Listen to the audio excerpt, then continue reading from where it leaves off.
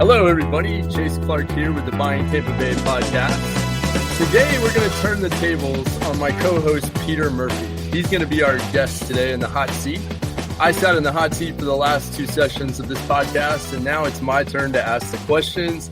And it's our opportunity to learn more about Peter and his life experience and what has got him to where he is today. He's been my business partner for the last 20 years, and I probably only know a small part of his story, so I'm looking forward to hearing more about it as well myself today. So, Peter, hey, welcome to the show in a different role today as the guest, and we can't wait to hear more about your story. Oh, thanks so much, Chase. You know, I really enjoyed doing this with you the other day because, you know, when you talk to someone trying to really understand who they are and how they tick, you know, you can go into business together, you can work alongside someone, but you don't often dig in the way you should to really understand how they're wired and why they work the way they do. And so I really enjoyed that from you. I hope our listeners get some value out of this from me today, from my perspective. And, you know, maybe I'll have a thing or two that will benefit them as they look at my experiences. More than not, a couple things maybe that they shouldn't do. I can be their negative example as well as their positive. Yeah, I'm sure it'll be more positive than negative, but everyone's got a great story to tell. And I think our stories, you know, are somewhat unique to people that are in the real estate industry, definitely unique to ourselves and hopefully interesting to our listeners and something that they can learn from all of our mistakes from, you know? I hope so. Yeah, that would be great. That would be my goal for this episode. For sure. All right, so let's go way back, right? Let's go back to as my college students this year like to say, the 1900s, right? Okay, so back in the 1970s, Peter Murphy's born. Tell us a little bit about that, man, being born in the States and then moving overseas. Yeah, well, 1970s, I mean, it makes me sound like the ancient of days. And, I am, right? I catch, and you do too, Chase, so don't smile too hard, right? I catch like the last year of Gen X, right? I mean, that's 1979, because in 1980, the millennial generation begins. And so 1979, I do think there's a special sauce in that year that our parents are drinking, because there are a whole lot of people that have a similar mindset to me and you that were born right around them. And I guess that's the definition of a generation, right? There are things about that time that are unique to it. And over the course, maybe sometimes quite rapidly, something very new emerges. And so what was happening at the very end of the 70s and into the very early 80s was a generation of people being born pre-tech almost, right? They were going to be born into households with personal computers that were islands, standalones, not connected to the internet. And we were using those for very distinct purposes prior to that point. But we came of age professionally as the internet began to emerge. And so you can imagine a very unique kind of individual. I've heard it talked about actually in various ways at this point that the individual, the Gen X, is almost a silent type of generation right now, that we hear a lot about boomers, often derisively, because they're the people who are living large now off the wealth of millennials and Gen Xers. But millennials and Gen Zers, excuse me. But Gen Xers almost seem to slip by because, here we were kind of keeping our heads down. It was pre-internet. And boy, I think we learned a lot from that time that we put into practice in our professional lives and certainly in our personal lives. But yes, I came on the scene in March of 1979, born in Maine. So I bet our listeners are like three people born in Maine, right? I'm one of them, right? So I was born in Maine to the child of a missionary and his wife who were trying to evangelize Christianity to the northeast of the United States. And if you know much about Maine, you know that was not an easy thing to do. It's a little bit atheistic in its approach. Maybe much of New England is right now. And so I am the product of parents who are very much bucking the trends and going into a very tough place to live to evangelize their faith, right? And so that's my stock. And when I was a year and a half old, my parents left Maine as though Maine wasn't hard enough and decided to move over to Ireland. And in Dublin, Ireland, they decided to bring Christianity to the Catholics, right? Or Protestantism to the Catholics, more than is probably a better way to say that. And you know how that's gone. If anyone's a student of history, bringing Protestantism to the Catholics, well, that's a recipe for war. And they've been fighting that war for the last 100 years over there. And shortly after I left Ireland, actually, they were able to bring peace to that dynamic. But I was in Ireland during the heart of what they call the Troubles. And that was when Catholics and Protestants were literally putting petrol bombs on each other's doorsteps in reprisals for their different spiritual beliefs, but at that point, no one really knew they were spiritual beliefs anymore, like political beliefs. And there was my dad trying to evangelize to those kinds of people. Well, you can imagine his work was a wonderful success in some ways, because through diligence and perseverance and just through like 15 years of sheer sweat equity and effort, he dug it out and managed to establish, with the help of other Christians over there, small bodies of faith believers. But it wasn't like this was a massive success for him. He didn't leave a mega church when we left Ireland in 1995. He left a body of about 15 members behind. And, a lot of people would look at that and say, that's not a lot to show for 15 years of work over there. It's like one convert per year. But again, I think that's the stock that I come from. People who are not going to measure their success by sheer numbers alone are going to put in the work and the sweat equity, and they're going to emerge from there with hopefully some values that sharpened and refined them, and maybe a small mark to leave on the world.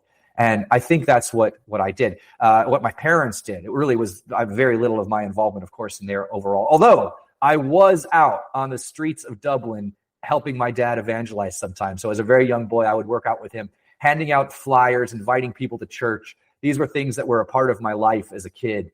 And, again, that was pre-tech days. And, I remember being yelled at by people I was trying to hand flyers to on the street, and being pitied for being abused and used by a father for those kinds of purposes. But I can imagine those were all kinds of things that really, now as I look back, sharpened me and made me a little bit less resistant to the kinds of criticism you get when you're in sales and entrepreneurship. I mean, those life lessons as a child that you can learn can either make you angry and cold and bitter that your parents made you do such hard things, or it can make you say, hey, that was really good school for me, and I learned a lot from it. So I'm inclined to take that second perspective. I think that kind of upbringing gave me all kinds of calluses in areas that I needed to be calloused, and I needed to be refined and tested and developed. And so I'm grateful for all of those opportunities, even though they might not be classic parenting techniques, right? So anyway, I come back to the United States. I'm 15 years old. I move up to the Massachusetts area. I'm sorry, I just turned 16 actually. And I finish out high school up there. I wrap up high school in 1997. And I remember in 1995, when I came back to the country, getting my first dial-up network on my computer. And I would watch, when I would go to a website and upload something, I would watch that image, slowly evolve on my page to where there it is. You have your first internet experience, and it's like, it takes minutes, and you hear the classic AOL dial tone connecting you to the internet. You learn patience, you learn perseverance, and how to try again and again and again to get a signal. You learn that nothing is instantaneous. You've got to work for everything. Those are the kinds of lessons I emerged on the scene with through my elementary and high school years, and when I finally came to college in 1997. So that's my way back story, Chase. Yeah, I mean, how many people have that kind of story? I mean, it's definitely unique, right? It's, born in the States, off to Ireland. No better way to learn hard work than to be out going door to door, trying to convert openly hostile Catholics, right? I mean, especially at a young age, right? I mean, I can't even imagine, the lessons of life that are ingrained in your memory and that drive you every day from that kind of an experience, just truly going after something that's very difficult to do and being persistent at it, like your dad was for 15 years. An incredible experience. But tell us a little bit, about some of the differences that you experienced growing up, until you were almost 16 or till you were 16 in Ireland. And then coming back to the States, what was that transition like? And what were some of the biggest differences in your life that you immediately recognized upon coming back to the States? Thanks for recognizing some of those questions, by the way. I do want to give a lot of credit to people in my life who modeled the kind of endurance behaviors that I think make a difference in whatever mission that you're about, the kind of way that you're going to roll up your sleeves and slog through your hard work, no matter what the results might look like in the short term.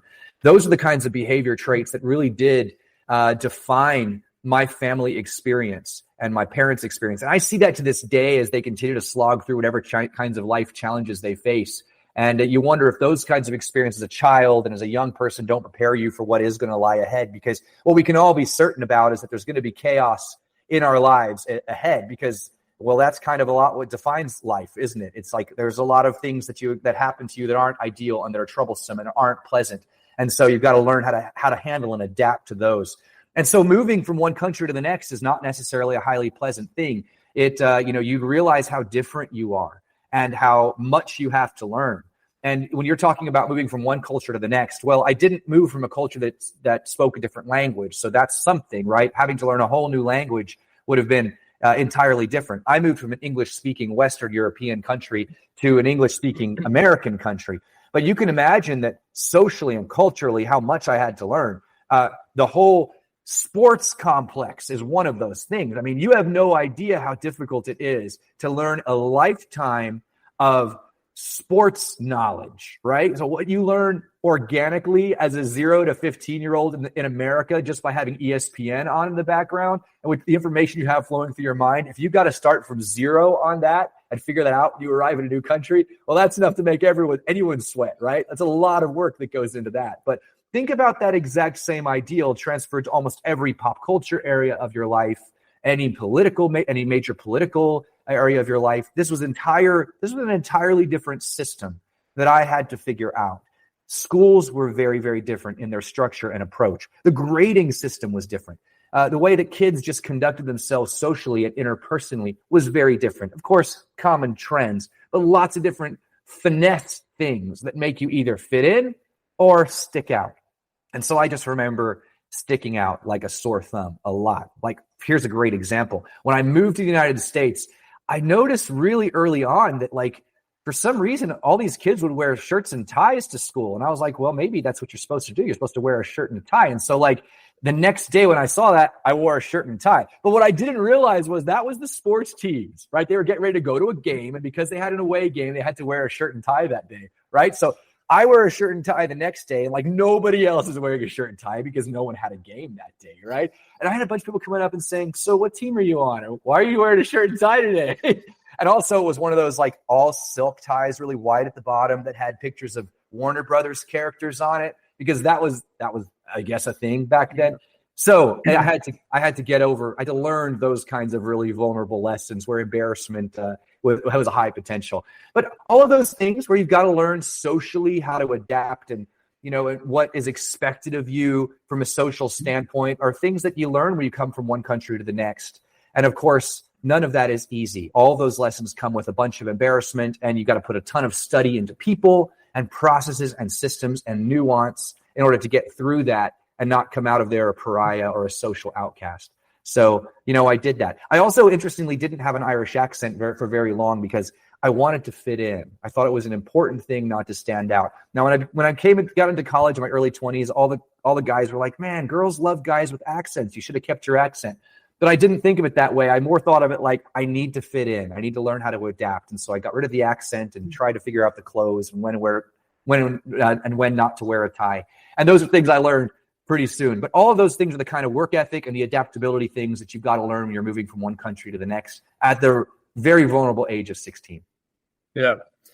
Well, you came back to the country at a great time, right? Right in the middle of the 90s. And so, you came into Bill Clinton playing the saxophone. You came in the middle of Michael Jordan's, second three-peat. Some of the best alternative, music and alternative rock that we've had ever, probably. It's a great time, right? Great time to come back to the States and get indoctrinated into the culture here.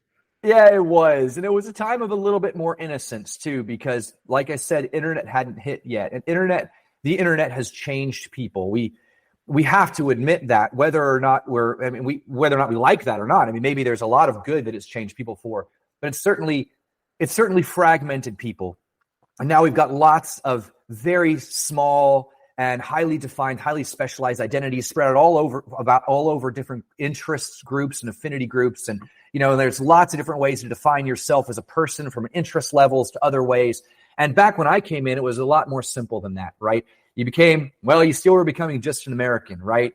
And everyone was kind of defined by the same kinds of pop culture and the same general kinds of music and sports. And so it was a good and easy way to be introduced to a society. And so I would imagine that's a far harder thing to do now when you're coming into the United States. What exactly does an American look like? Well, who knows, right? Whatever definition of social media you want to engage in at this point in time, right? But back then, it was a little bit more streamlined, a little bit more defined. And it was a wonderful time to come into it. And there was so much changing in the tech space that was getting ready to change in the tech space. And I was entering it with a mindset of an adaptability and learning, so that when I did actually get into college, and what was rolling out then in the early years of college was like people were buying their own laptops for the first time. And then very soon into that period of time, Google was hitting the space.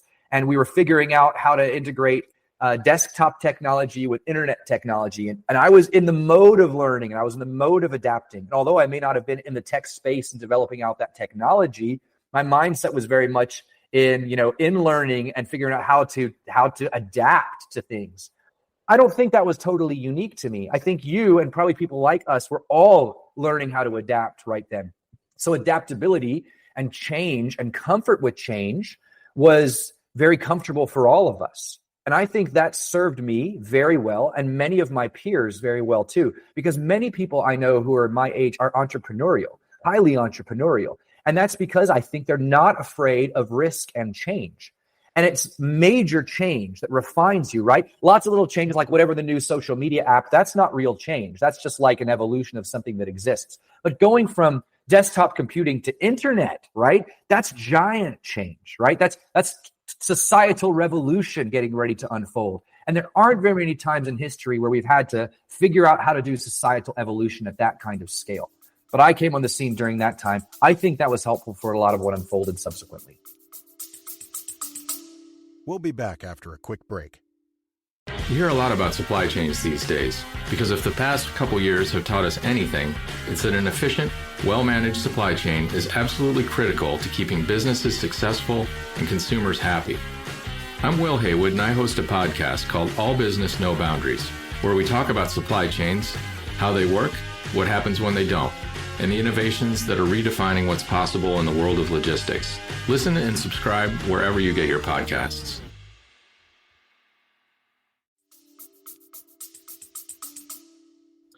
Yeah, it was a remarkable time because, I remember like in 1992, I got my first IBM computer that was given to me by a teacher at school. And the only thing we could do on that was QBasic programming, right? So me and my friend would write programs to play little games and launch rockets and whatnot. But then 2 years later in 94, AOL was out, right? And so I remember my biology teacher showing us dial-up internet for the first time, and us buying one of these compact Presario all-in-one computers where we had a World Book CD-ROM that you could put in, and it wasn't a book anymore. You could see it on the screen, right? And then the advent of search engines and all that. And, never forget that day in 2000 where Google was the first time I saw Google on a screen. Just an incredible time, right? Because we got to do the slow roll with technology, right? We got to see it from infancy, really from a consumer standpoint, up until, it started to launch in 2000. Right. And so, yeah, very, very fundamental, formative time for us to be at the ages we were at, with the ability to learn and adapt to those things, and paid dividends for us, I think, later on in our careers. But well, I think it did. And I think, what do you seem to think about this reality, right? We had to learn how to do a research paper using books. And then we learned how to do a research paper using the internet and books. And then we learned how to do research with just the internet, right? The level of discipline and focus and drive that it takes to do a research paper with paper books and a library and microfiche only is a totally different skill set than what goes on to doing it with electronic resources. Yeah. And so if you're the kind of guy who knows how to do both of those, right? You're that kind of like tipping point generation. Well, you should have a whole different grouping of skill sets that will serve you well when everything moves into technology only. And I think it really has made a difference. In fact, it's such a difference. It's such a unique age that I think the people who came just a year or two after us, who came of age with only the internet, have a very different work ethic than those of us who were born right at like 1979 and 1980. And I see that all over. And I ask our listeners to do some self-assessment there. Look at the people who were born late 70s. Look at the people who were born early 80s, and see what you see as far as work ethic and discipline goes. And I think you're going to see a very different very different skill set. Yeah, how many people under 40 have handwritten a Gordon Rule 5,000 word research paper? Oh, right. Can you remember that? Yeah. And it was like you had to have very good handwriting to do that, because your teachers had to. Oh yeah, a lot of it. Right. And I remember doing that distinctly on like and it took forever. And, there was no spell check, by the way, right? So you literally had to have your spelling right. That means you had to know how to use a dictionary in concert with your like World Book Encyclopedia while you wrote your paper. Yep. No Not doubt. easy. Crazy. Yeah. So then now tell us, so we've gotten up to college now. So tell us about, you're living in the Northeast and you decided to come to Florida to go to college. Tell us about your selection of a school and then from there, how you launched into your degree program and where that kind of took you into your first job. Yeah, I selected my parents' alma mater, partly because of my faith-based background. I chose to go to Florida College, same school you did, small Christian school in Tampa. And it was a logical choice for me. I was coming back into the country. I was reconnecting with American society. That one was kind of a soft landing in some ways. Even though I finished my junior and senior year in high school, that would have been an easy way to kind of matriculate into adulthood. And so I chose that. I intended to go there for 2 years and kind of get a foundational Associate of Arts degree and then get a master's degree from a different school, right? But I went into Florida College with quite a few credit hours from dual enrollment programs that I took while I was in high school. I wrapped up high school by doing some dual enrollment in the German language and in some biochemical sciences, which were offered in concert with the University of Massachusetts in Lowell. So I was always pretty disciplined academically, and I did a bunch of research with solar technology for a while in my last 2 years of high school. Kind of got involved in lots of clubs. I mean, this was part of me learning American culture, so I try to immerse myself in as many of these things as I could.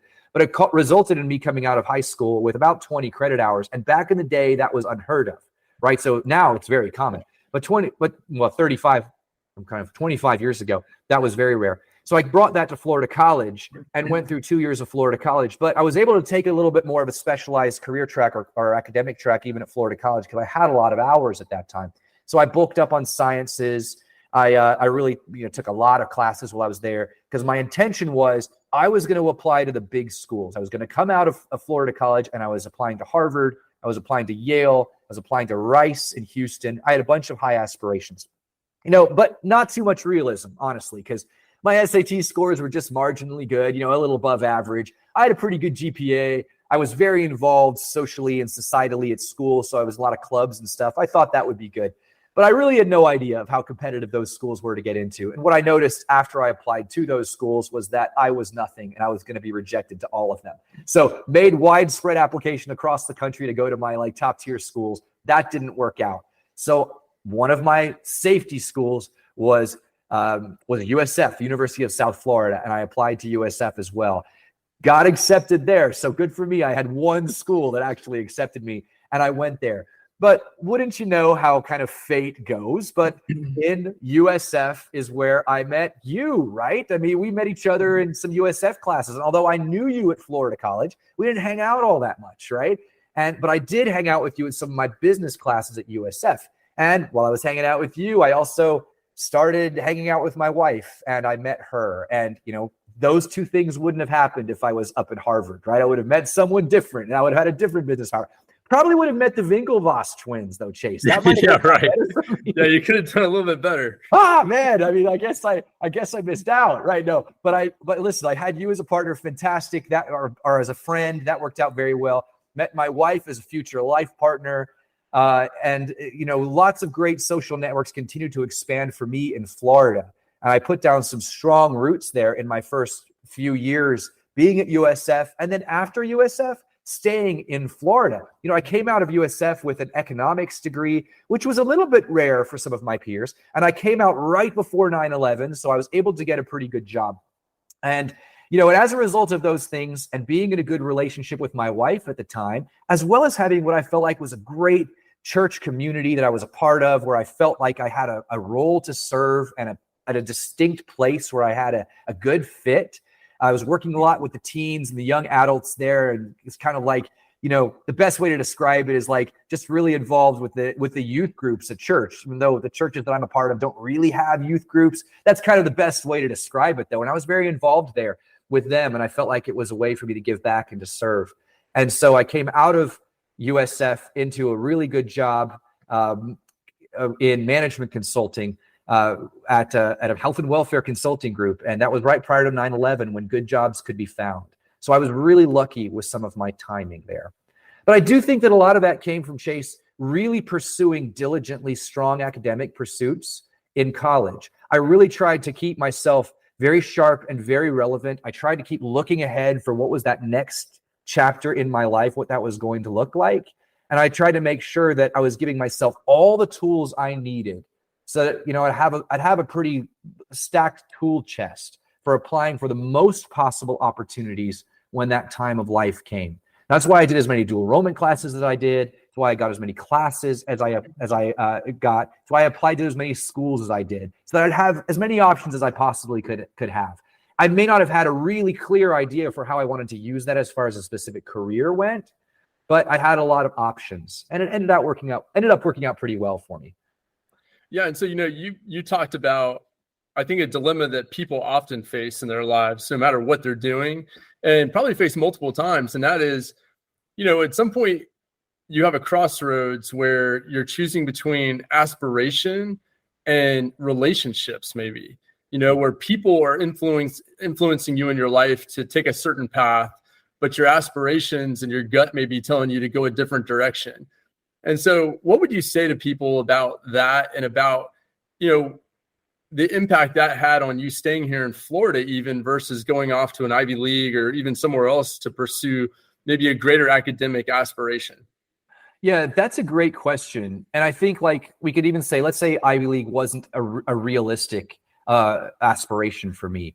Well, I very much could have moved to New York and pursued my career aspirations in a city like New York, which would have been far more heavily steeped in, a type of professionalism at the time, where I would have, put a lot of hours in and grown my career meteorically in a certain kind of, financial services industry. That was certainly on the table for me too.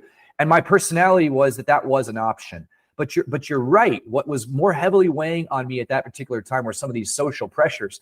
And I don't think it was particularly strategic, Chase. I can't say that I had this great balance of the importance of these social relationships to me long-term. And so I chose to stay local.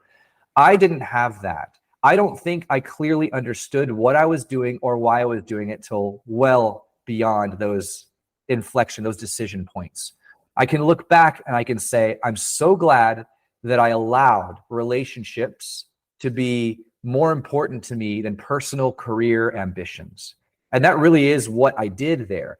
But that wasn't necessarily on purpose. In some of the ways I looked at this, I'm like, I'm just going to give this a shot. And I always kept open going to Ivy League schools and moving to New York. But as time continued on, my relationships with you and my wife grew deeper. And yeah, those things and those people did provide a sort of anchor here locally. But I could have pushed against that, and I could have uprooted my young wife and probably said, let's go to New York. And she probably would have done it with me, right? But it would have been a lot of work against some really powerful headwinds to do that.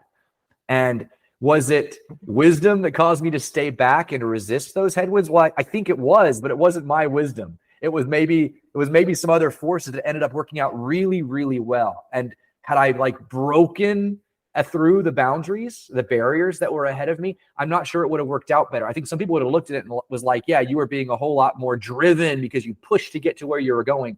But I probably would have broken some things in the process. And maybe I would have broken some relationships in the process. Certainly my relationship with you would have broken, right? We would have been in a different place and we wouldn't have been able to work together.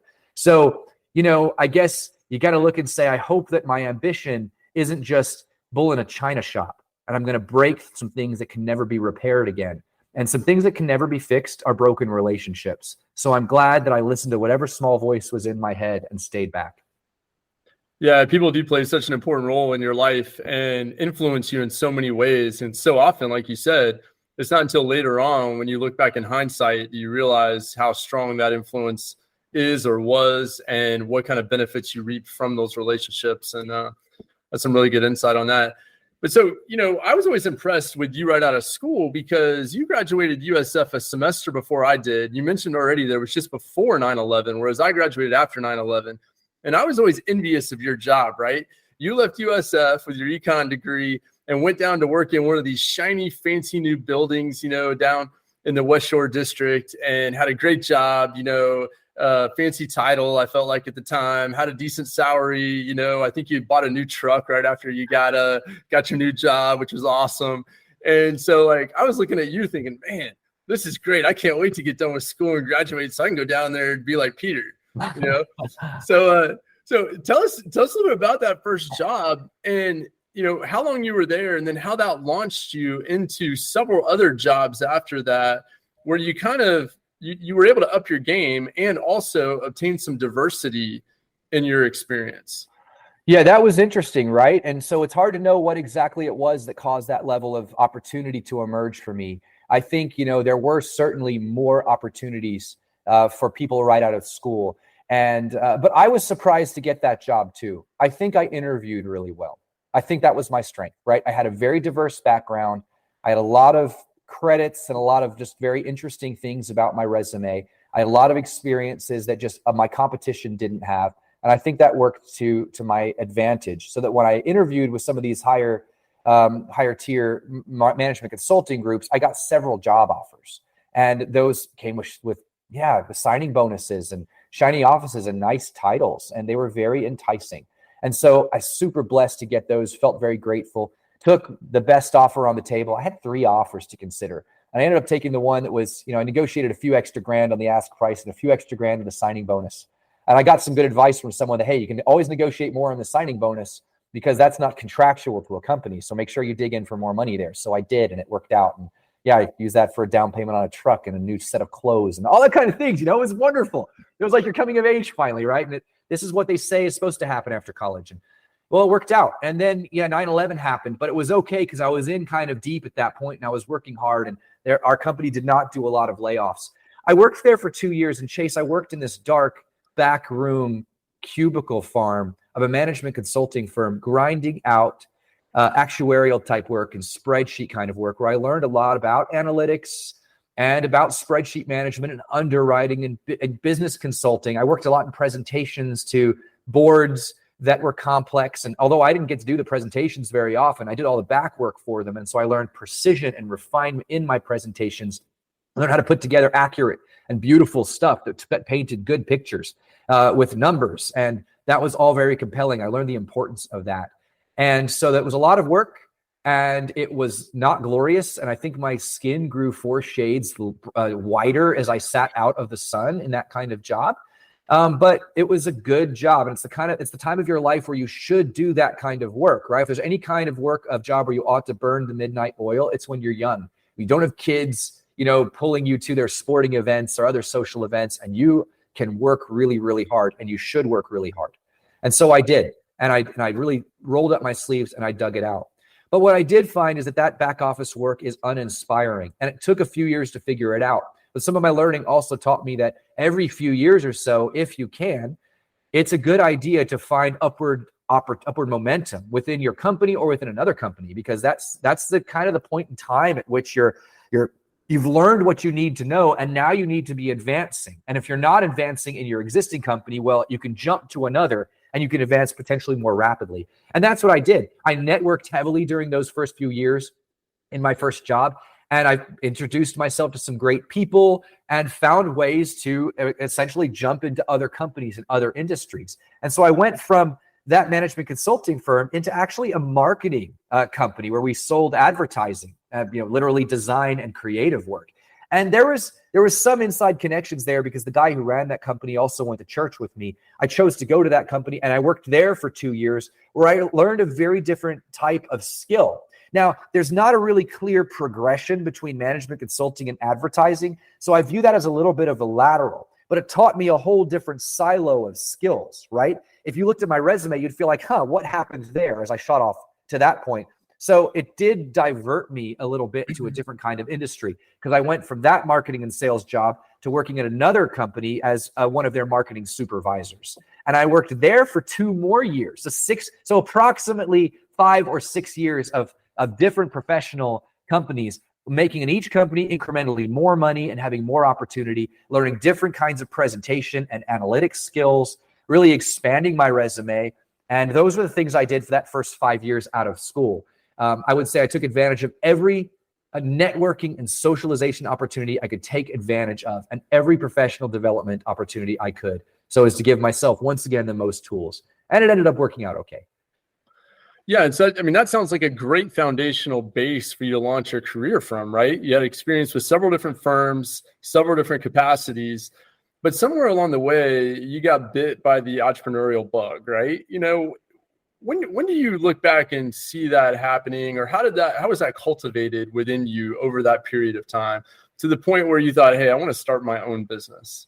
Yeah, it was very early on, Chase. So within the first year of working at that management consulting firm and being in their back office cubicle, you're realizing that this is not what you're cut out for, that you must be more than this, right?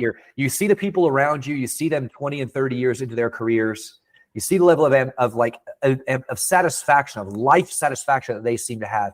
And what you can know is that's not what I want for myself. I don't want that lifestyle. So what are my alternatives, right? Well, I could join the army. That's one kind of like alternative. And like for me, that was a real alternative, although I was getting pretty serious with my wife at the time, and that wasn't going to work out there for my relationship. But that's an alternative, right?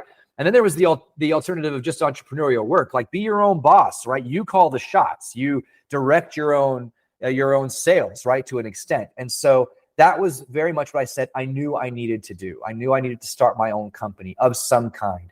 And I didn't have a lot of ambition for what that would look like, but I started looking then. And it took me about 4 years to really understand what that would look like and to put all the pieces in place so that when I had the right kind of stability, where my house was going to be sufficiently in order, I could leap out of that very careful and curated corporate environment into an entrepreneurial world without feeling like I was taking on too much risk. So early on that happened, Chase. I think it takes years to do that well, because you've got to look at every move and say, how does this fill in a missing piece of my resume? I need the skill of financials. I need the skill of marketing. I need risk taking. I need presentation. So I need to actually go to school for that, right? And I'm not talking about a conventional school. I need a job that gives me that learning, right? Or maybe conventional school, right? But in my case, I needed jobs to give me that learning, those learning pieces. So I felt like I had that somewhat rounded skill set to come out as an entrepreneur, or at the very least, to add something sufficiently substantive to another entrepreneur. So I could be the yin to his yang, right? Yeah, and what you touch on there is so important, I think, because so many people want to leave college and immediately go start a business or be their own boss or be an entrepreneur right away. And I mean, it works for some people, but I'd say it's the vast minority that succeed that way, because there is something to corporate America and working for other people where you learn some valuable skills. You learn how to be a part of a team. You learn skills that you may not be able to obtain on your own, and you're forced to do things sometimes in ways that teach you lessons about how things work, right? Along with developing relationships and things like that may be needed to help you be a successful entrepreneur in the future. And so you're a beneficiary of those things for sure. I think that's the right mindset, Chase. I mean, each of these jobs is an apprenticeship, right? That's what you view that as, if we're going to use arcane language, right? You're going to go out on your own. You know you are, right? So what am I going to learn in this job to help me do that, right? And how am I going to apprentice under all of these master craftsmen, masters of analytics or econ or finance or marketing or whatever, to get the skills I need to actually add some value to someone's life long term? And you definitely don't have that when you walk out the door of college. And I don't think you have it for several years of life. I mean, let's be practical. Most apprenticeships, even in the most basic trades, last many years, because no one will trust you to do sophisticated and complex work for them if they don't believe you have some experience or some master level knowledge. And so I think that's the kind of time it takes, unless you're bringing a brand new innovation, right, to the fore that you've been able to develop over the course of your collegiate career. But most of us are not. I'm bringing me. And so the thing I have to offer now is I have 5 years of apprenticeship under different masters. I've been able to package it in an effective way. And I've got a widget that I want to sell you, right? And that's kind of what it was for me. I had a widget, and it wasn't a super innovative widget. It was real estate services. Lots of people do that, right? I had a little twist on it. I wanted to do it from an investor standpoint, and I wanted to bring a real level of professionalism to the investor marketplace. Well, what was timely about that was that in 2003, that didn't really exist. The real estate investor was this kind of gritty mom and pop guy who bought houses on his own and was kind of reclusive and no one really trusted. And that was the guy who was in everyone's social network who was a real estate investor, right? But I thought, hey, I could be a real estate investor and I could do this in a professional capacity and make people trust that industry more. So I'll bring them analytics and marketing, and I'll bring them economics, and I'll bring sharp presentation skills so they trust what I have to offer. And you and I, didn't we emerge on the scene right when that was going to be a very valuable thing? Yeah, we did. And, in hindsight, we can look back and think, man, what perfect timing did we have for all this to kind of unfold when it did? But, going back one step, so many people do what you did, right? They do their apprenticeship, right? They get their experience, they build their skills, but they fail to launch, right? Real estate was something that was coming of age, and a hot button, kind of thing at that time in our lives. And we went that direction, but so many people fail to either identify a course of action or fail to launch as an entrepreneur. And they're dealing with fear and self-doubt and, can they motivate themselves to do it? Do they have a good partner maybe to work with? They're dealing with all these things that really cause them to fail to launch in an effort like this. So what was it that helped you overcome some of these things when it was that time to strike, when it was time to take advantage of an opportunity or a path that you saw could be beneficial or profitable in the entrepreneurial realm? So Chase, I think a lot of it is mindset for me. I absolutely 100% believed I would be successful. I gave myself no margins for failure. It wasn't going to be, I'll try this for a couple of years, and if it doesn't work, I'll go back to my job. Or I didn't even imagine a scenario whereby I wouldn't win at this, right? And I think that's a really important thing for almost anyone to remember. If you don't burn your bridges to wherever it is that you're coming from, if you don't truly have faith in who you are, I think it's very easy to not launch. Because as soon as the going gets tough, you just fall back to where you were. And then you're not really a failure, right? You're just kind of like resuming where you left off. And you don't have to tell people that you've made a big, transition and a redirection in your career. That wasn't what I was. I am quitting my job. I'm going to start this new company. I am going to be successful. And there was just not even a scenario that failure was, it was an option for me. That wasn't in my purview. I've been asked a few times, I've talked to my wife a few times, would I have predicted that I would be where I am in life 20 years ago? And I can tell you that, she says no, for her, she would not have predicted that. For me, I absolutely predicted it. And in fact, I'm not quite where I thought I would be. I thought I would be even better, right? In certain areas of my life, I thought I'd be better positioned, that I would have more, things like that. That sounds funny to say, and maybe you could think, wow, that's such a greedy statement to make. But I think it goes into the idea of that is the mindset I approached this with, that I fully believe I can do these things. And that is, I think, a differentiator. And maybe that comes from my upbringing, that I wasn't not going to go out and do hard work in order to and we were going to work for 15 years, evangelizing an unevangelizable group of people.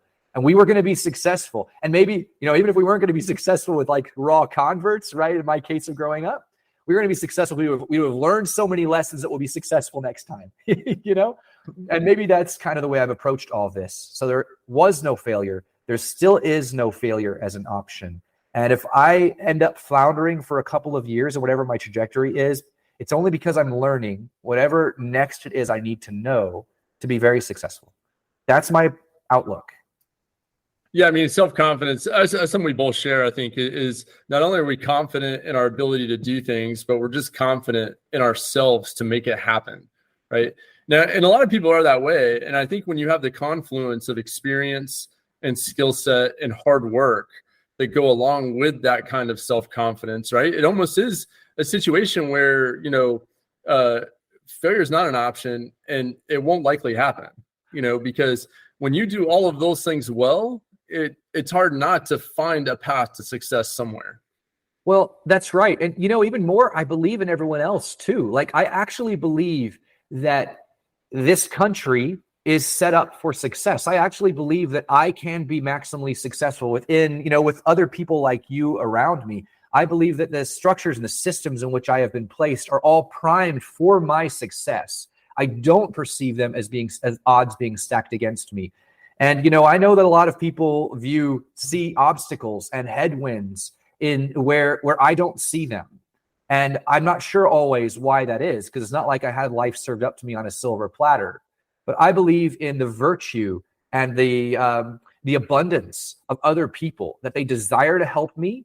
They desire to kind of help me along the path to success, and that they rejoice with me when I'm successful, because they're also going to be successful, right? I believe in the true win-win of these things. And I think if that's your perspective, then you're not even going to look at failure the same way as someone else, because failure isn't failure. It's just like this learning moment where you're actually gaining something really good, and you're going to go from there to even greater success, right? So I believe in myself. I believe in you. I believe in everyone around me. And man, I might be disappointed from time to time on that, but generally I'm not. I truly believe that people have over-delivered in their, success and abundance around me over my life. Yeah. So, like you mentioned, so many people would look at you and what you've got in life and the things that you've done and say, hey, man, this guy's super successful. Yeah. You're sitting here telling us that you haven't quite reached the heights of where you can go. Right. So is that what motivates you? Is it attaining this higher level of things and having something out before you all the time, no matter what level you achieve, there's something more to do? And how do you keep yourself accountable to that kind of standard? No, that's a good question, and it's one of the most probably troubling questions I think about when it comes to my personality and possibly my personality type. I am not particularly satisfied, right, about almost anything in my life, right? And that can make me kind of a tough dad probably sometimes. I try to be abundant and encouraging to my kids, but like I truly view them from the perspective of what they will be. I love them for who they are, but I also am excited about what they will be one day, and that maybe that's a guy thing. Maybe that's not entirely natural, but it's kind of what keeps me working with them and staying involved in their lives, because I believe they can be so much better too. So hopefully that won't come back to bite me one day. I'll be one of those dads, right? But I additionally do that for myself. I'm never satisfied. I'm very internally critical. I spend a lot of time, biting my nails and wondering if I should be doing something different and I shouldn't be driving in a slightly different direction or tweaking something here or there. I'm a little bit of I do some fitness and health stuff, and I look in the mirror and you see where you are today, and I don't see gains or strength. I often see, all my inadequacies and my weaknesses, and I look at my times. I see like where I'm not and not where I am or where I want to be and where I'm going. And so those things create in me quite a bit of discontentment and ambition that's not easily satiated. So I will say that the times in my life where I'm not actively growing in measurable ways are very hard for me, because it does make me say, what do I need to change and what do I need to improve to get there? So the lack of fulfillment in where I am does motivate me to keep going. And I don't know what that will look like, Chase. I think in some ways I have had to learn to modify what the measures of success are, right? So a truly successful and happy person equals what, right? What does that picture even look like exactly? Well, if it's only financial success, well, then you'll never achieve full success and happiness, right? Because there'll always be more you can reach. So it has to be other things. And I've had to learn how to introduce those in balanced ways into my life. You talked in your episode about having a very close, present sense of family and connections and community early on. And those were always very valuable to me. I have had to learn how to make some of those things a bigger motivating force in my life to achieve satisfaction and comfort. And those are all things I've had to learn. But without a doubt, I'm motivated by what is still out there to achieve. Yeah, sometimes those things are soft targets, right? And it's hard to quantify or measure the level of success you obtain in some areas of life when you have diversity of what you do throughout your day, right? Whether in a business pursuit, we have metrics for that. In weightlifting or exercise, you have metrics for that. But in quality time with your kids and developing relationships and doing charitable type work, it's like sometimes it's hard to quantify that or put a metric on it that's as meaningful as the work actually is. Well, that's right. And I think as your life grows more diverse too, you're spending less focused time in one area. And so now your time is diffuse over multiple areas and you're seeing slower impact, right? Because when you can invest everything you've got in one thing, you can see a fairly rapid trajectory of growth, right? Because it's everything you've got. But if you're investing everything you've got in 10 things and each of those are moving forward slowly, right? Then like, how do you measure success? I mean, it's tough to see it even. It's certainly tough to measure it when it's a hard to measure item. So that's something that is always difficult the more you move through time and you diffuse your time. But the second thing is, like, my kinds of personality makes me a very difficult partner. So kudos to you for sticking with me, because it's very easy for me not to just like rest and say, hey, we've got a good system. We can rest on this for a while and let that system move along. It's very easy for me to say, yeah, but it's not good enough. And this little thing is annoying to me. We got to tweak it. Let's see what comes if we adjust this a little bit. And lo and behold, it might not be good, right? So maybe we tweak it too much and we start losing momentum, right? And so we got to tweak it back. And my personality is the kind of personality that drives that kind of disruptive change. And if you don't have a force holding you back, or at least moderating your kind of energy, you can be destructive in the environments you're in. So I've had to look very closely about how my personality impacts my relationships, my partnerships, my quality as a spouse, right? Do I push too hard on things within my family? I've got some volunteer boards that I'm a part of, and I'm like, well, am I a little bit too negative, a little bit too dissatisfied with where they are? And so all these guys are coming in here with this positive energy that, hey, look how much we've accomplished and look at how peaceful things are. And I'm like, yeah, but right, here's all the things we should improve. I mean, like, that makes me annoying, right? And really like almost like I'm being critical of other people because they've put a lot of work into where they are today. And here I come saying it's not good enough. Well, that's not a nice person to be aligned with. So I've got to really fix my delivery so that it doesn't sound like I'm just saying you stink and where we are isn't good enough. And let's see how we can change everything. Yeah, so we got a couple minutes left in this part one episode. I think what we're going to do in part two is talk more about the business pursuits and how, we went from 2004 to where we were in 2016 and then today. But to wrap up the last couple of minutes of this episode, why don't you talk a little bit more about some of your hobbies and passions right now and how you're finding the kind of fulfillment that you look for in those pursuits? Yeah, well, so it is a diverse set of hobbies right now. So I should say probably over the course of time, I have prioritized health and fitness, spend a little bit of time every day in the gym. That's important to me. I started running somewhat competitively, distance running, heavily invested in myself in the marathon and tried to really grow that skill in me and became somewhat successful in that. Ran about 4 marathons over time, and it was my goal to run a marathon in under 3 hours, which I did. And then I was hoping to run Boston in under 3 hours, and I didn't.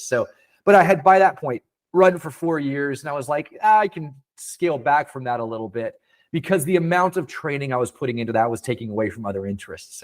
But it was one of those areas where I was like, Chase, I can do this and I can get better. And I could really be good in my age group if I continue to go at it. I truly believe that too. But that's an interest for another life at this point, right? You always say to yourself, but that was an important interest to me. And it might still be again, as my kids continue to develop out themselves athletically. They enjoy some distance running, so maybe I'll run with them. Who knows? But that was a big hobby for me.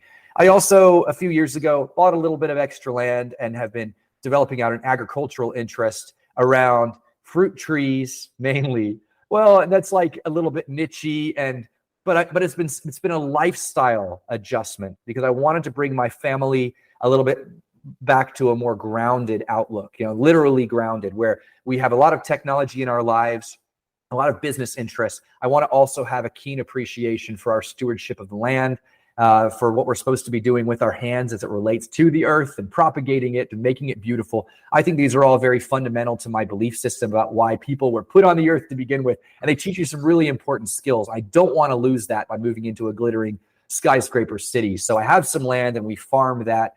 And I think that has created a lot of really good time with my family, really good personal time with my family.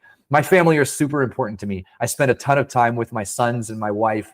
I'm at their athletic events. I coach their athletic teams. These are really important relationships to me. And they're the kinds of relationships, Chase, that I'm like, this is my one go at it, right?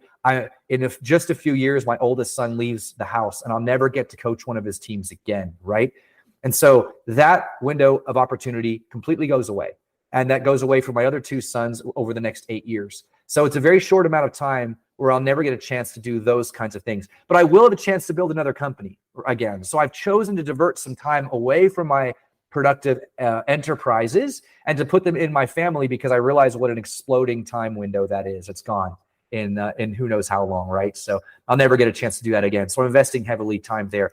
I have some volunteerism that are important to me, certainly in my kids' schools and also in my church and my church community. You know, a church community is a big family. So you end up spending a whole lot of time with people and building relationships there because, you know, once again, these are all people who need me and need what I have to offer and who I benefit from being around. So I'm trying to really make sure I spend time with these kinds of people, you know, for all the reasons that you spend time with people.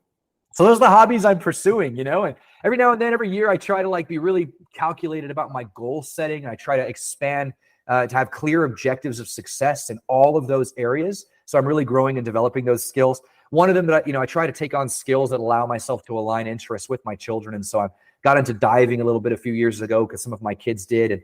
And now that's created some wonderful opportunities for one-on-one time with my children. And now my youngest child wants to dive too. So lots of things I'm doing like that now because I know this is the only time I'll get to do it. And I think all of these things are creating in me a slower pace of life right now, but a diversity of tools and skills. They're going to make a difference for me because at 50 years old, my last kid moves out of the house. And I've got the chance to be a whole new person all over again, right? My wife is still going to be with me, so I'm not changing that component. But I can be whoever I want to be at that point in time. And I want to have the maximum number of skills available to me so I can make whatever choice God sends my way. That's kind of how I'm looking at it. Yeah, I sitting here listening to that, we've been so fortunate to be able to be in these positions that we're in our early 40s.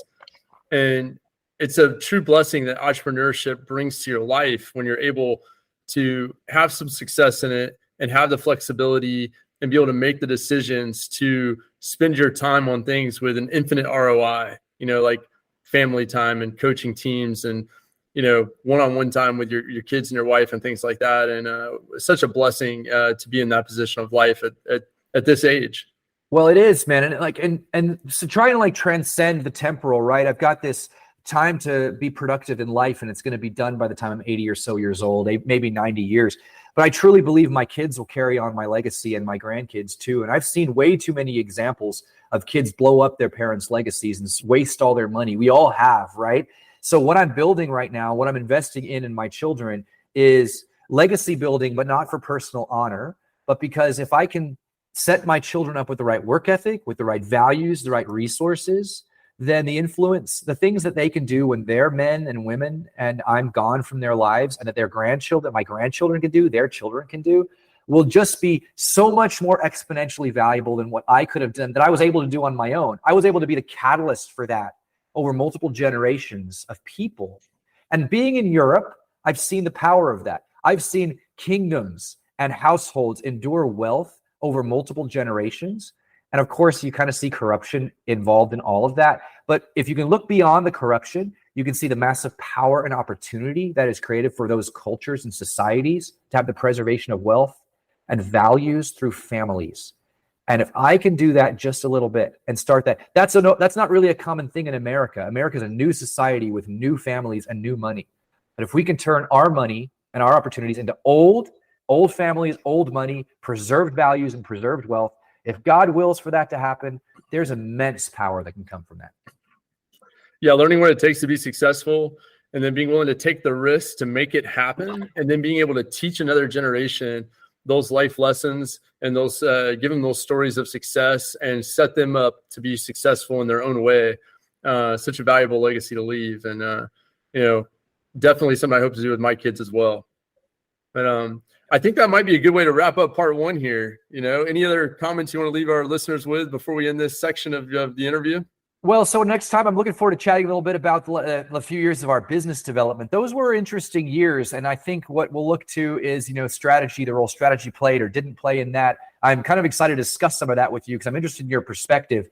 As we went through all that together, was that strategized? Was that deliberate? How do we make the most of the rolls of the dice that we were making at that time? And that's a question I definitely want to go into for the benefit of our listeners. I'll leave them with that to ponder though. And, thanks again for the great questions, Chase. It was really enjoyable to think through some of that with you. Yeah, definitely. Hope all of you listeners enjoyed that today. And if you want to know more about what we do and how we do it, you can find us at homeprop.com.